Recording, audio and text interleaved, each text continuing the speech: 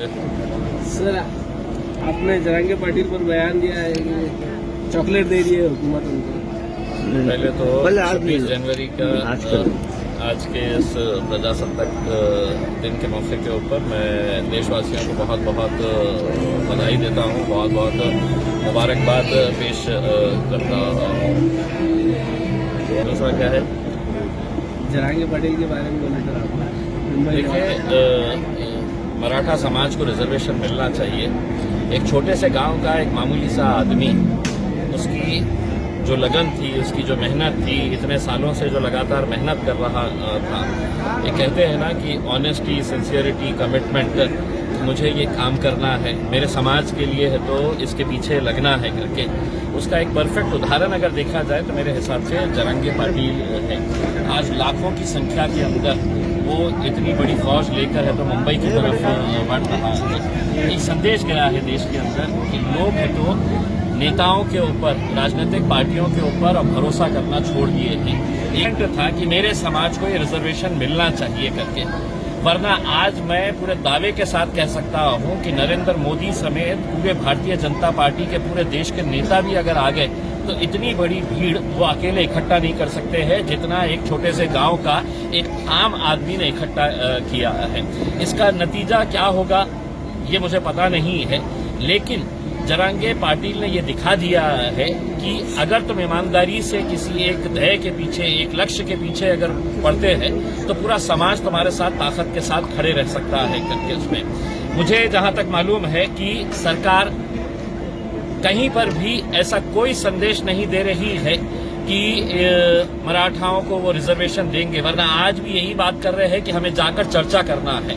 क्या चर्चा करना है आपको? इतने साल उन्होंने दिए हैं, इतने साल के बावजूद भी अगर आप कोई फैसला नहीं ले रहे हैं, आपको देना है तो बोलिए दे रहे हैं, नहीं देना है तो बोलिए नहीं दे रहे हैं, लेकिन उन्हें मालूम है कि महीना 1.5 महीने के अंदर आचार संहिता लगने वाली है, तो फिर चर्चा करेंगे, फिर टाइम मांगेंगे और फिर ये कहेंगे कि देखिए अब तो आचार संहिता है, हम कोई फैसला नहीं ले सकते है करके। उसमें ये उसकी जो भी लड़ाई है, हम उन्हें मुबारकबाद देते हैं कि उन्होंने पूरी ताकत के साथ खड़े रहे।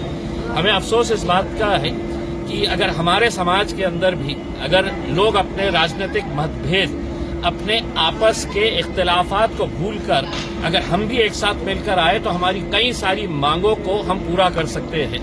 इतने अफसोस के साथ कहना पड़ता है कि दिन दहाड़े आपको चुन चुन कर मारने की धमकियां दी जाती है और मुंबई के बड़े बड़े नेता खामोश बैठ जाते हैं। तो मेरा ये कहना है कि क्या सिर्फ इलेक्शन के हद तक है तो आप अपनी कौम के बारे में सोचेंगे, इलेक्शन के बाद आप उन्हें भूल जाएंगे, उन्हें मरने के लिए छोड़ देंगे? एक जरांगे पाटिल से बहुत कुछ सीखने की जरूरत है मेरे हिसाब से, दूसरे तमाम समाज के लिए और मुसलमानों को भी सोचने की। पालक मंत्री ने जो आज बयान दिया है जिले के तरक्याती कामों को लेकर, देखिए, पालक मंत्री साहब ने अपनी सरकार की पीठ थपथपाई है कि हमने क्या क्या काम किए हैं करके, लेकिन पालक मंत्री साहब ने ये भी बताना चाहिए था कि इस जिले के अंदर 60,000 लोग जो अपने घर का इंतजार कर रहे थे कि प्रधानमंत्री आवास योजना का जो 2016 से फॉर्म भरकर एक सपना दिखाए थे मोदी जी ने कि 2022 मार्च तक इस देश के अंदर हर बेघर को घर मिलेगा करके, पक्की छत मिलेगी, घर में नल रहेगा, नल में जल रहेगा, ये उनके भाषण थे। न घर मिला, न नल मिला, न जल मिला। दूसरा ये है कि इसी मराठवाड़ा के अंदर, देश का एक छोटा सा हिस्सा है मराठवाड़ा, वहां पे महज 1 साल के अंदर 1100 किसानों ने आत्महत्या की है। ये एक सच्चाई है। 3,300 जिला परिषद के ऐसे स्कूल्स के क्लासरूम्स है, 3,300, जहां आज भी बच्चे टीन की शेड के नीचे है तो तालीम हासिल कर रहे हैं। क्यों? आपने हजारों करोड़ रुपया एमपी के लिए, खुद अच्छा बैठने के लिए नई पार्लियामेंट की बिल्डिंग बना दी है। ये 3,300 क्लासरूम के अंदर पढ़ने वाले बच्चे जो है वो सिर्फ गरीब के बच्चे हैं, किसानों के बच्चे हैं, मजदूरों के बच्चे हैं, तो उनको क्या अच्छा बैठने का अधिकार नहीं है? उनको अच्छी तालीम हासिल करने का अधिकार नहीं है? तो ये मुद्दों के बारे में भी अगर वो बात करते तो मेरे हिसाब से ज्यादा बेहतर होता। और ये भी बेहतर होता कि आप आके है तो पिछले 2 साल पहले यहाँ पे आके खूब नाटक और नौटंकी करके गए थे। आपके बड़े बड़े मंत्रियों ने है तो हंडा लेकर डांस करे थे यहाँ पर। अभी भी पानी नहीं मिला है डेली का उसके अंदर, तो उसके बारे में भी अगर चर्चा कर लेते तो ज्यादा बेहतर रहता। सर आपने मीरा रोड के लिए एक ट्वीट किया था, ऊपर जानकारी। देखिए, मीरा रोड के ताल्लुक से हमने महाराष्ट्र के डीजी रश्मि शुक्ला मैडम से बात की थी और उनको ये बताया था कि किस तरह की वहां पे भाषा का इस्तेमाल किया जा रहा है कि अगर इस देश के अंदर अगर कानून मेरे लिए जो है वही कानून भारतीय जनता पार्टी का हो, शिवसेना का हो या किसी भी राजनीतिक पार्टी का हो, देश के अंदर कानून सबके लिए बराबर है इसमें। लेकिन अगर कोई ये कह रहा है कि मुझे 5 मिनट दे दो, कोई ये कह रहा है कि हम चुन चुन कर बदला लेंगे करके, अगर कोई हम ये देख रहे हैं वीडियो के अंदर की जो तोड़फोड़ की जा रही है वहां पर पुलिस मौजूद है उसमें, तो आप क्या संदेश देना चाह रहे हैं कि इस मुल्क के अंदर अलग अलग कानून है? क्या आप एक समुदाय को सिर्फ निशाना बनाना चाह रहे हैं? तो ये इसकी निंदा करते हैं और हमने डीजी मैडम को ये साफ कहा है कि आप इंसाफ करिए, आप पूरा वीडियोस देखिएगा। हम किसी के भी ये नहीं कह रहे हैं कि इनको आप प्रोटेक्ट करिएगा, जो भी दोषी है उनके ऊपर कार्रवाई होना चाहिए। लेकिन पुलिस वहां पर अगर अपनी आंखों के सामने देख रही है कि वहां पर किस तरह से ये लौंडे वहां पर तोड़फोड़ कर रहे हैं उसमें, तो कानून कहाँ गया है उसमें? क्या यहाँ पे गुंडा राज चल रहा है? क्या वहां पर यहाँ पर सिर्फ दहशत का और डंडे का राज चल रहा है? क्या यहाँ पर डेमोक्रेसी नहीं रही है? क्या यहाँ पर कोई कानून का डर नहीं रहा है, कोई कानून का खौफ नहीं रहा है? क्या वो गुंडों के साथ ये पुलिस वाले भी गुंडागिरी कर रहे हैं?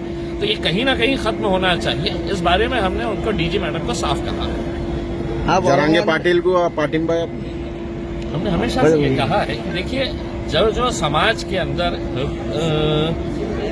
जहां पर भी लोगों को एक सहारे की जरूरत है वो सहारा मिलना चाहिए क्योंकि उसमें हम तो इस बात की भी ये करते हैं कि जरांगे पाटिल का जो आंदोलन चल रहा है, आज हमें खुशी होती है कि एक भाईचारगी का संदेश जो दिया गया है, चाहे वो अहमदनगर के अंदर जब उसे मदरसे के अंदर रुकाया गया तो आपने एक पैगाम दिया है कि हम आपकी इस लड़ाई के अंदर हम साथ में है करके। और हम उम्मीद करते हैं, हमने पहले भी यही कहा था कि मराठाओं को हम अपना बड़ा भाई समझते हैं, तुम्हारी लड़ाई में हम शामिल है, कल तुम जीत जाओगे तो जब हम हमारी लड़ाई के लिए मैदान में उतरोगे तो हमारी उम्मीद यही रहेगी कि तुम भी हमारा साथ वैसा ही दोगे। 30 तारीख को आपका भी आंदोलन है औरंगाबाद में। जी देखिए, ये जो जितने भी घोटाले हो रहे हैं, चाहे वो बैंक का घोटाला हो, चाहे पद संस्थाओं का घोटाला है, हर 8 दिन के बाद एक नया पद संस्था डूब जाती है, 100 से करोड़ रुपए लोग लेकर है तो गायब हो जाते हैं और ऐसा कोई कानून नहीं है कि वो बेचारे गरीब डिपॉजिटर्स का वो पैसा कैसा दिया जाए करके उसमें। तो ये सभी लोग आते हैं और सभी लोगों की उम्मीद है कि नहीं, आप हमारे खासदार हैं, हमारे लिए आप आवाज उठाइएगा करके। मुझे अफसोस इस बात का होता है कि इस शहर के अंदर, इस जिले के अंदर 6 मंत्री हैं। पूरे महाराष्ट्र के अंदर कोई ऐसा शहर नहीं है जहां पर 6 मंत्री है, जिसके अंदर 2 केंद्र के मंत्री हैं और 4 है तो राज्य के मंत्री हैं। इतने मंत्री होने के बावजूद भी अगर ये लोगों के साथ नाइंसाफी हो रही है तो वो नाइंसाफी हम नहीं देख सकते हैं, इसलिए हमने रास्ते पर उतरने का फैसला किया है। जितनी भी पद संस्था, जितने भी बैंक्स के डिपॉजिटर्स हैं, ये सभी लोग आए और उन्होंने कहा कि साहब ये लड़ाई हम आपके साथ लड़ने के लिए तैयार है, आप इसका नेतृत्व करें।